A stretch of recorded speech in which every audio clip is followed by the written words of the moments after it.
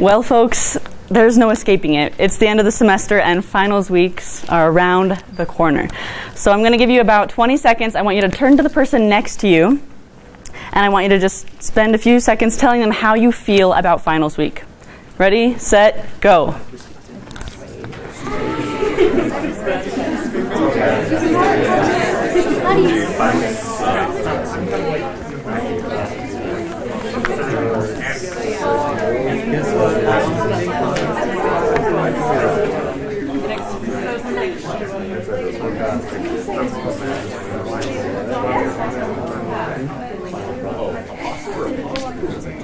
So what did you guys talk about?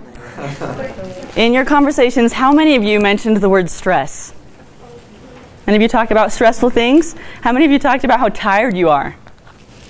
How many of you talked about how excited you are, how you just can't wait for the semester to end? Anyone excited for the semester to end, for like finals week to just be done and over? Okay.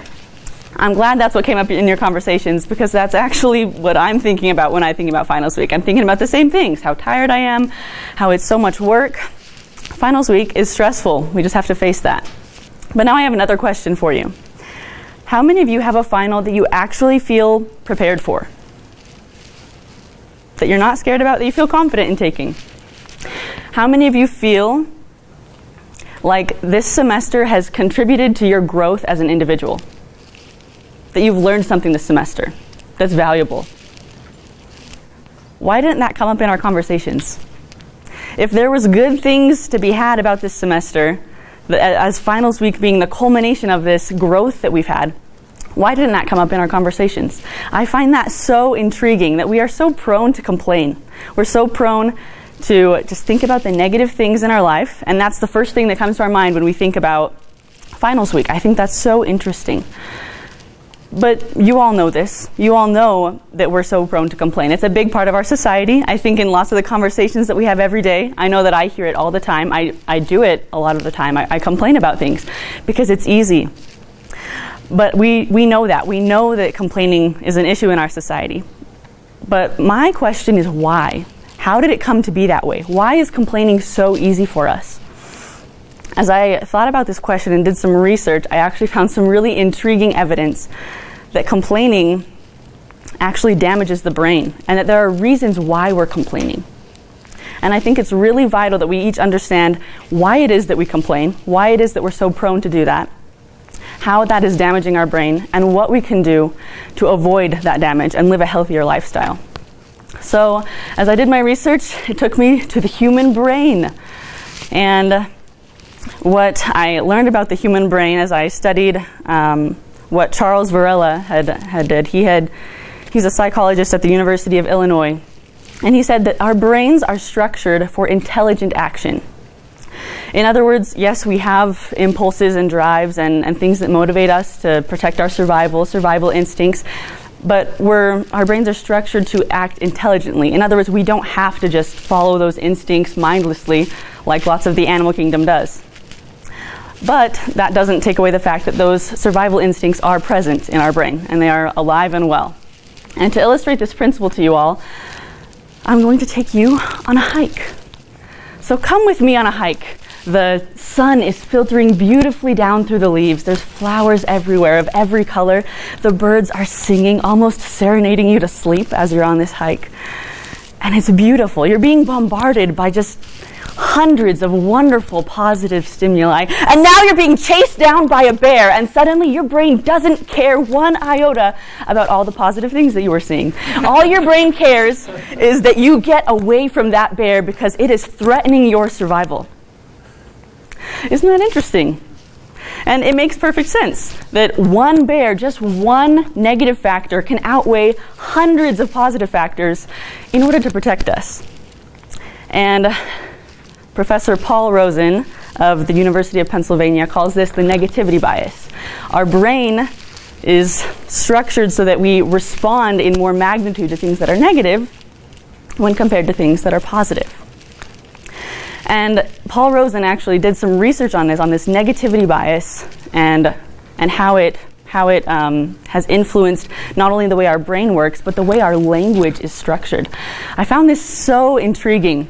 he talked about the negativity bias in our language. He studied the amount of words that are available in our vocabulary to describe physical pain. There are about 31 words in the English language to describe physical pain. And he did the same thing for physical pleasure, only found about 14 words. So the amount of variation that we have when it comes to speaking about negative things, almost double when it comes to pain versus pleasure. And Professor Earl Carlson of California State College, he did a similar study continuing this idea that the negativity bias has really influenced our language. And he studied 172 texts on emotion. And what he found was that 75% of the pages talked about negative emotions. So a lot more of negative emotions were mentioned than positive were. And then he continued this study interviewing students and asking them to name as many emotions as they could think of. And it's interesting, 35% of them were positive, 61% of the emotions named were negative. Isn't that interesting? That it's so much easier for us to complain. I mean, it makes sense why we complain so much. First of all, our brain has this tendency to focus on and look for negative things to aid our survival, but that's affected our language, making it easier for us to complain. If you're trying to start a conversation with someone you've never met before, it's easier to look around and be like, don't you just hate the weather here? I mean, Rexburg honestly has like a 6-month winter. What is this? It's so much easier to think about negative things like that than to try and think of something positive, because our vocabulary is structured that way. Isn't that interesting? You would say that it makes complaining easy, natural. You might even say that it makes complaining something instinctive. But just simply mindlessly following that instinct to focus on negativity and to complain about things can actually have a really damaging effect on our brain. And Trevor Blake, he's an entrepreneur, and he wrote a book about how to be successful in business and life. And in this book, he talks about negativity and the impact that it has on our brain. And he cited some recent studies in neurobiology saying that 30 minutes of exposure to negativity, just 30 minutes of exposure, starts to peel away neurons from the hippocampus of the brain. Now, I know you're all wondering, what is a hippocampus in our brain and what's its job? Well, the hippocampus, it's not what you think it is. It's not what it sounds like. The hippocampus is the part of our brain that is responsible for problem solving. It's responsible for memory, storing memories, and it's also responsible for regulating our emotions. And Professor Michael Yassa of the University of California, as he was studying the hippocampus, he found that dysfunction in the hippocampus leads to higher levels of stress. It can lead to depression, and it actually makes you more at risk for having Alzheimer's disease. People who have Alzheimer's disease is usually due to a hippocampus that is not functioning properly.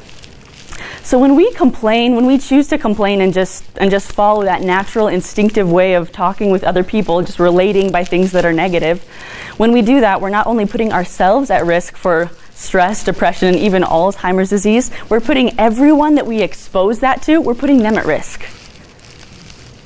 And I think it's so fascinating that we have this instinct, this negativity bias that is designed in our brain to help us survive. But when taken out of context, that survival instinct is actually damaging our health and doing the opposite of what it was intended to do. I think it's so interesting that this negativity bias, which is important and good when it's helping us to survive, it's influencing our behavior in situations where our survival is not at stake. Isn't that interesting? That it becomes such a mindless thing, and it's not even performing the function that it's designed to perform. But thankfully, we are not instinctual beings. We have brains that are structured for intelligent action. And so we don't have to follow every instinctual impulse that we have. We can choose to do something different. We can question those impulses and decide that that's not what we want to do and choose a different path. That's what sets us apart from most of the animal kingdom, is that ability that we have to reason and to think intelligently. So am I suggesting that we avoid saying negative things at all? that we avoid having one negative word escape our lips, that we avoid that entirely? No, that's not what I'm suggesting. Because it's not bad to talk about negativity. The problem is what Will Bowen states. When Will Bowen, he's the founder of this foundation called A Complaint-Free World. And he defines complaining for us.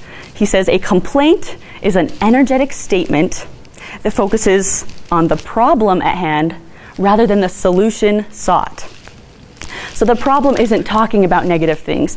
The problem is when we drive all our energy into talking about the negative thing, where we could be using that energy to actually solve the problem. So when we complain, we are driving all that energy, and that energy, driving it into the problem, is damaging our hippocampus, and it's inhibiting our ability to solve problems. And that problem-solving ability is what's going to get us out of that negative cycle. So when we complain, you may say that you complain because it helps you vent. It's a coping mechanism for you. But I wonder if it's really serving us as well as we think it is. And I would suggest that it doesn't, because we complain, and we're damaging ourselves and we're damaging those around us. When we complain, it's the easy thing to do. It's the natural thing to do. It's the instinctive thing to do. But let's rise above that. Let's be human. Let's use the part of our brain that makes us human. Let's choose to have conversations about things that uplift, things that inspire, things that are good in our life, because there definitely are those things present in each one of your lives. So let's choose to have those kind of conversations and make for a healthier us, a healthier community, and overall, a healthier, complaint-free world.